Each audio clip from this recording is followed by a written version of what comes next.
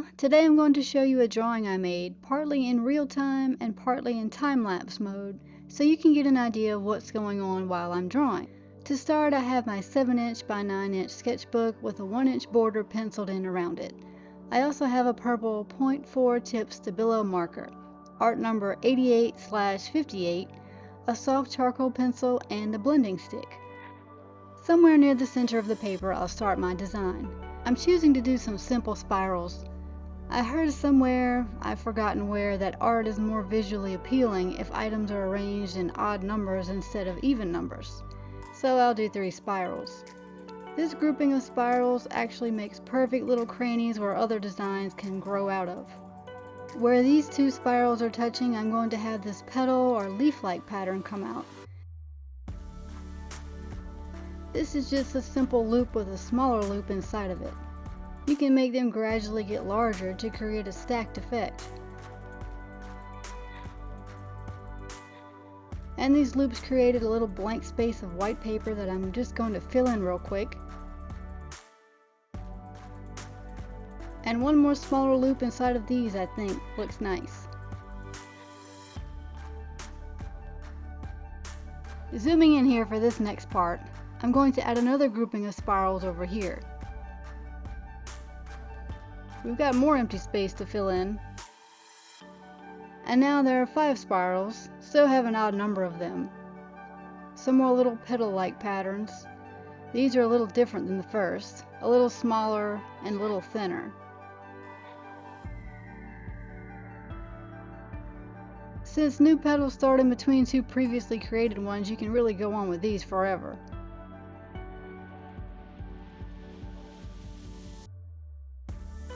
Adding some lines here to add a bit of detail.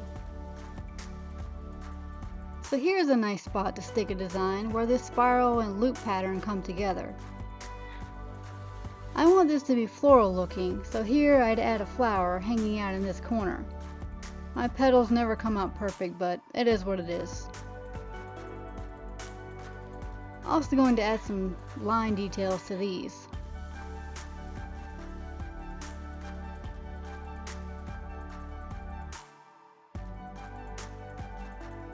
Down here is kind of a weird place, it's kind of crammed up, so this is a good spot for this simple line pattern that starts off small and then grows larger. Reminds me of a worm or the rings on a tree stump. And here I'm just going to add some more petals just to fill in this awkward area where these tree rings end. Over here is a spot for a new pattern. I'm going to make these little circles that get larger as they come out of this corner. Kind of an abstract design, but it reminds me a little bit of yellow dandelions.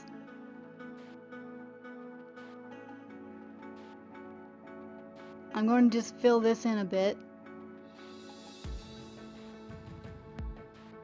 And once again, I'm filling in any little spot of white paper that's left behind. Here's another nice corner I can stick a dandelion in. I really do like working with corners like this, where 2 design elements come together and make a point. It makes a perfect space for a new design layer to pop out of. I have no exact size I'm trying to make this, just trying to make it look round. Okay, that seems round enough to me. I'm going to come up here and make that loop design again. These are just much bigger. They remind me of rabbit ears. I used to have a big black rabbit. He was mean though. So here I'm going to fill in some more of this blank space, also adding some outlining to these groups of patterns to make them stand out some more. It creates more of a layered effect and helps each pattern stand out from one another. Up here I'm adding some leaf patterns with lines down the centers. They look kind of like rabbit ears too, just pointier.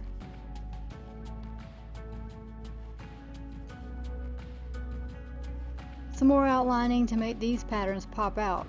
Outlining can also hide some imperfections. Some more leaves can come out of this cranny. I really find this super relaxing, creating these florals and botanical style patterns. Maybe because that's my heaven, a beautiful garden filled with all kinds of things, edible things, flowery things, and no bugs. Here's a giant space of paper I'm going to fill in. I'm going to try adding some outlining too as I go. These leaves made another corner right here, so I'm going to make some tree rings coming out of this, starting out small and gradually getting larger. You know, these little dandelion things look more like mums to me now that I think about it. I'm going to add more spirals over here, a little group of 3 of them. Sometimes I feel like the hardest part about creating an abstract piece like this is just coming up with all the different patterns. You want them to be different but still flow together, and that can get a little tricky. It's good to have 8 to 10 different pattern styles for more complex designs, enough to break it up but still flow together well. If you have too few designs, it's more simple, and too many and it's not as cohesive. Just my 2 cents about it.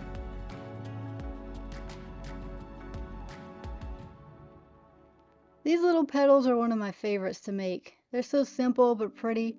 To make this look more layered, I'm going to add some of those petals right in here among the leaves. So now it looks like those leaves are closer to the foreground than the petals are, and helps to give a more 3D effect.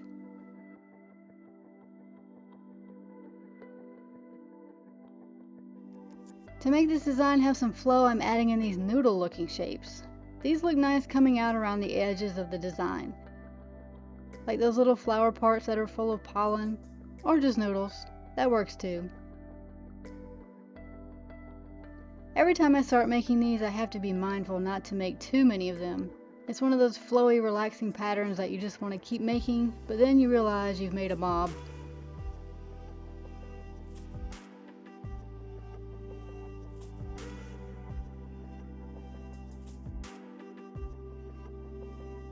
Going to add some over here too. You know, they remind me of some kind of sea barnacle, or anemone. This same pattern could work really well in ocean-inspired designs too. This side needs to be filled in some more, so I'm adding some more of these loops. I call them loops, but I suppose they could be like a big round leaf or a big flower petal. And sometimes to make these patterns have a more smooth transition from one type to another, it's good to fill in and outline that empty space. You want the patterns to rub shoulders but also to stand out from one another. I'm going to add another dandelion or mum coming out of this tiny little space. I find small circular type patterns work pretty well in small cramped up spaces like this. I've never grown mums. They are a pretty flower though, and these can be a little more tedious to make with all these little circles.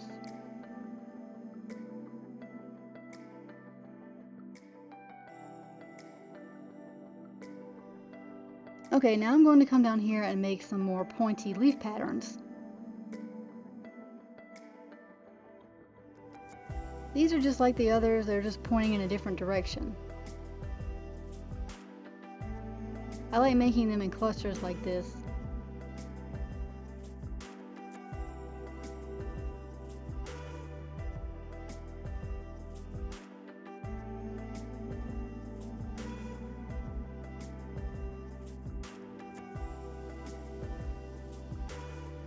I'm turning the paper here to get a better angle. I like making these clusters of patterns look like they have a bit of flow or movement to them. So these leaves are kind of just dripping off the side of the design here, and now I'm going to add the more rounded loop design next to these leaves.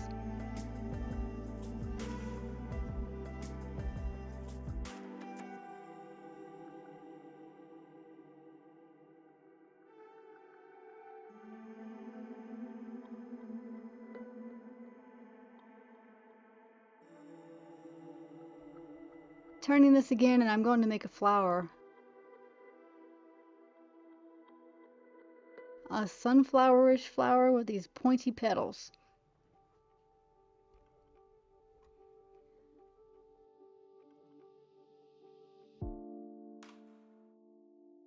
And this is a long video. but I wanted you to get an idea of what this looks like in real time and what I'm thinking as I go along creating these things. I'll have a short maze soon of this too if you'd rather just skip to the end and watch the condensed version.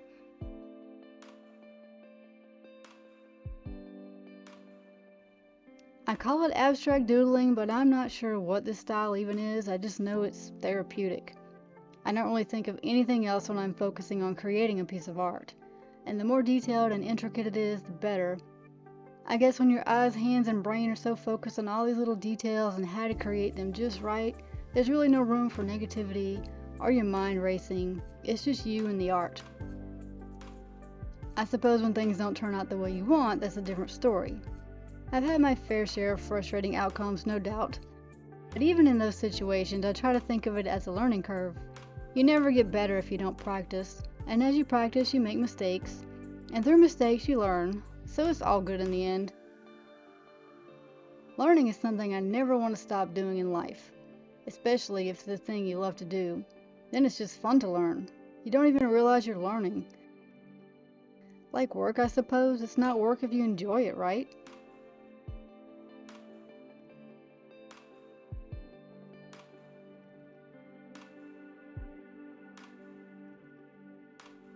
Okay, I've been doing these same patterns for a while, so I want to add something in here that will give a lot of flow to the design.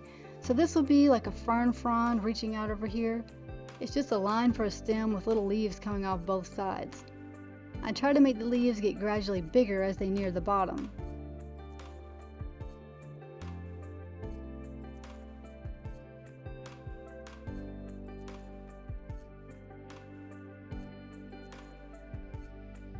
Some of this thing is hiding behind those petals.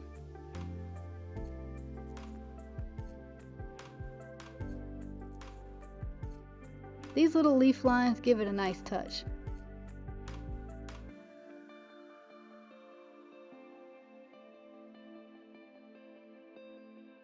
I'm going to go ahead and outline these leaves and fill in all those little white spaces in between the leaves. This outlining part is not my favorite. It takes a while to do, but it really does make a difference in the design.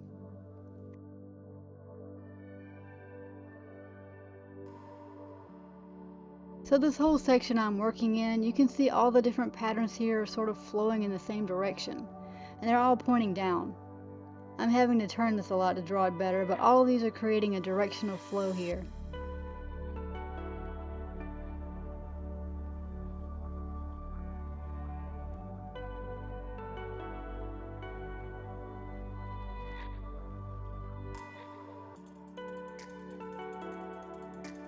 I'm going to turn this some more and work on this side. Adding some more of these same patterns over here, some of these big loops. Sometimes I'll get in a rut and I'll get stuck and not know what design element to add or where to put it. And at times you just need to get away from it for a while. Like if you've been staring at this thing for an hour and just frustrated and annoyed, just get up and get away from it. Sometimes a little break can work wonders.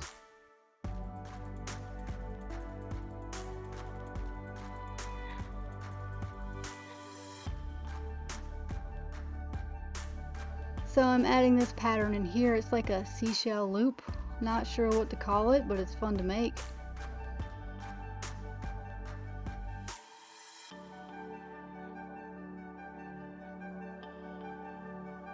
Just a little bit of ink at the top of these loops makes a whole different look.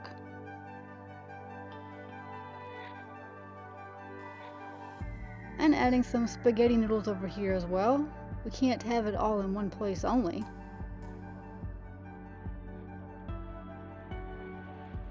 And now for some more tree rings coming out of this tiny space. Oh, and that line got kind of wonky.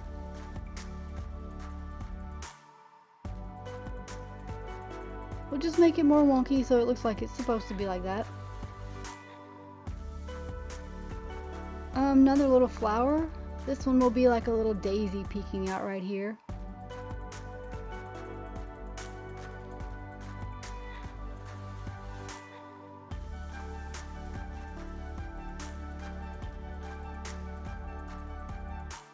I'm just going to outline this little guy. If I don't know what pattern to put down, this petal pattern never fails. It's simple, but in my opinion, very elegant looking. It does a good job at filling up empty space on the page.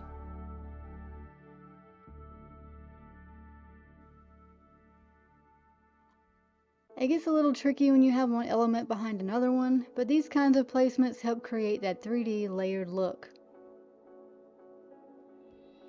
I'm going to stick another little mum in here. Mums always make me think of fall, like seeing a bunch of them on someone's porch next to some pumpkins. I've grown pumpkins in the past. I even named one of them Bob. We cut him open and baked him, but he didn't taste very good. I should have turned him into a pie with some sugar and cinnamon in there. That probably would have been better. I'm making another one of those shell looking patterns here, and once again I'll add some ink to these loops. It looks a bit like a ribbon or something, like one of those big bows on top of a Christmas present.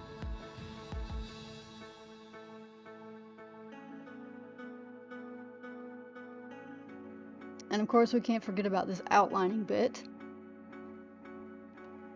I'm going to create another fern frond.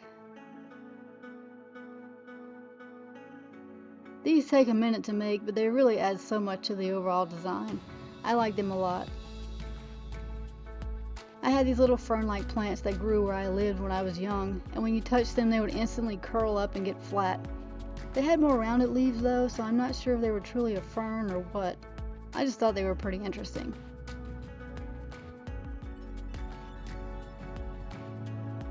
I like how this fern looks like it's hiding behind some of these other patterns.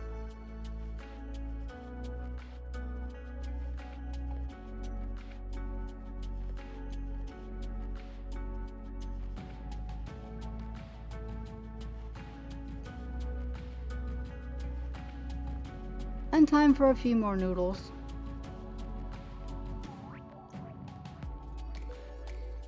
I'm adding this extra curvy ribbon or noodle shape to the design. It kind of was a risk and I almost didn't add it and actually regretted it for a little while, but then I was glad I put it in there. Of course I had to give it a friend or two.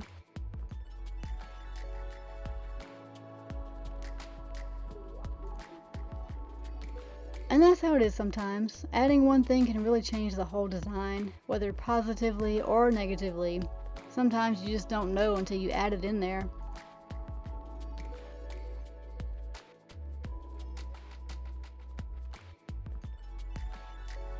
I'm adding some more noodle shapes, and this one's looking more like a tentacle though. We'll add some more.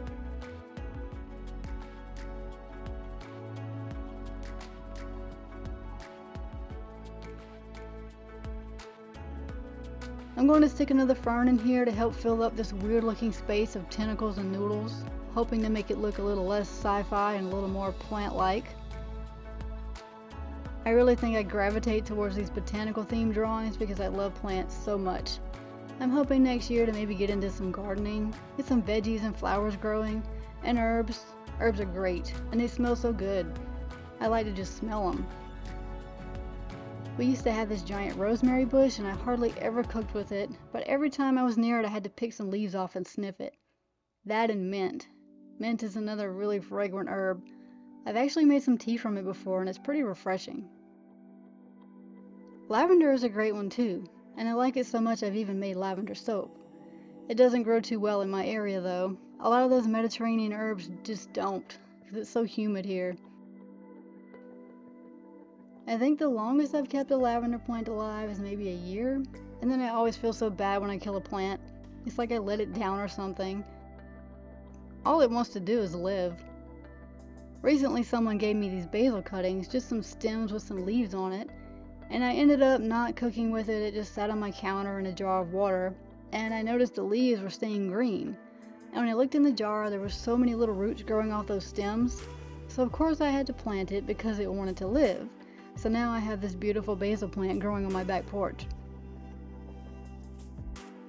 Basil is one of those rare plants you can harvest into infinity until it freezes. And if you let it go to seed, you'll have basil for the rest of your life.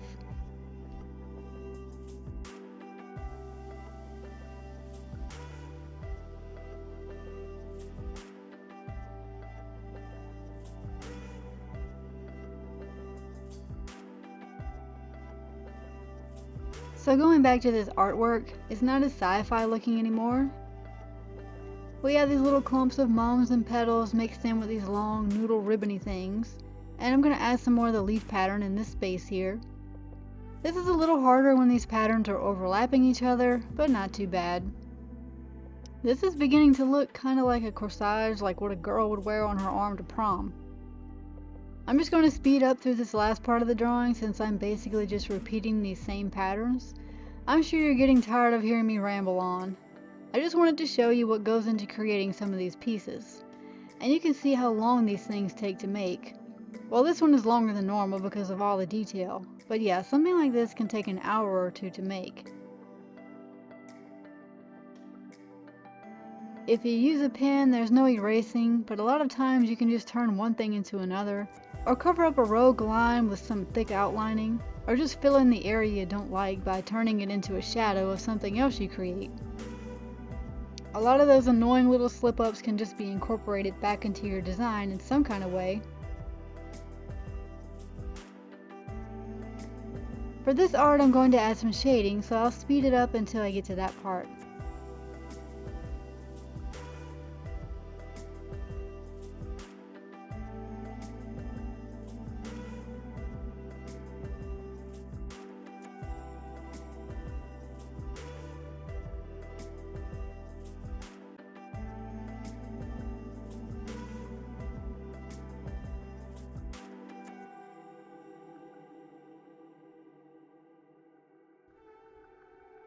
Now that the drawing is complete, I'm using my soft charcoal pencil to do some light shading. I like using the soft charcoal instead of the hard or medium pencils because it's so easy to blend and shade with. I like to add shading wherever a design element is originating from, for example the bottom of a leaf. Also, where different patterns are touching or overlapping are good areas to add shading. I'll zoom in so you can see what I mean. So at the base of these little petals is a place where I want some shading. Then I come in with my blender and smudge the charcoal. I guess I'm used to reading from left to right because I always like to think that my light is coming from the left, so I try to keep that in mind and imagine where the shadows would fall if light was coming from the top left of the page. And what's nice with charcoal is that if I add some shading somewhere I shouldn't have, or if I blend it into an area I didn't mean to, I can just come in here with an eraser and get rid of it. As long as I didn't press too hard or put too many layers of charcoal on there, it comes right off. The shading is one of my favorite parts. Making a flat image look 3D is pretty satisfying.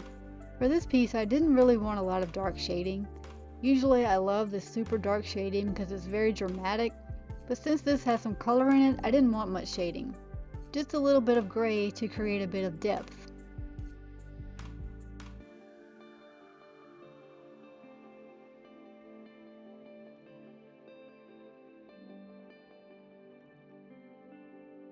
Another nice place to add the shading, if you make these ferns, is just right up the center where the leaves meet the stem.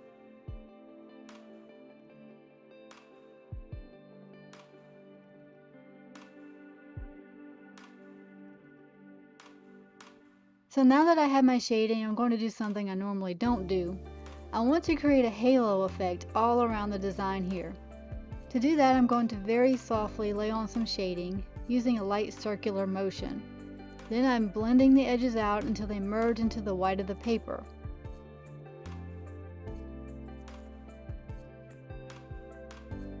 At times I have enough charcoal built up on my blender that I don't even need to add any more with the pencil. I do this all around the border of the design.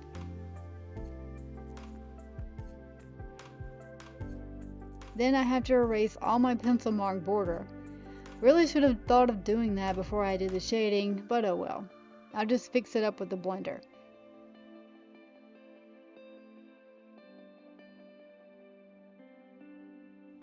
And here is the finished piece, up close and personal. I really enjoyed creating this one. I think because it was something a little bit different. Hope you enjoyed watching the progress. Until next time, thanks for watching.